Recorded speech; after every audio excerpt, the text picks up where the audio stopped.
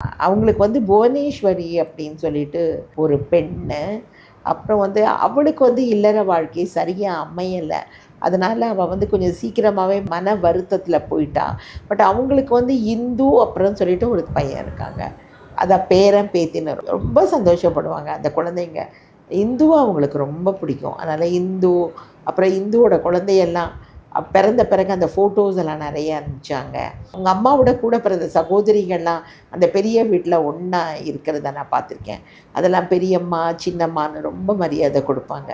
அதெல்லாம் பார்க்குறதுக்கே ரொம்ப நல்லாயிருக்கும்.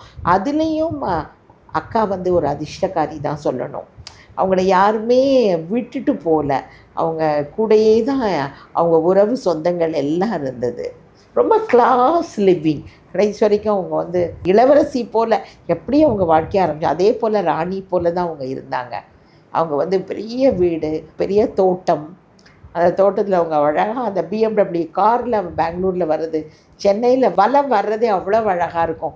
அந்த மாரியெல்லாம் ரொம்ப கிளாஸா தான் வாழ்ந்துட்டு அவங்க போனாங்க. எந்த குறையும் அவங்க உறவுக்காரங்களும் வைக்கல. பிள்ளைகள், பேரன், பேத்திகள் யாருமே வைக்கல. அதெல்லாம் ரொம்ப சந்தோஷமா, ரொம்ப நிறைவான வாழ்க்கை. இப்ப நீங்க பார்க்குறது ஷார்ட்ஸு. ஃபுல் வீடியோவ இந்த லிங்க்ல நீங்க பார்க்கலாம்.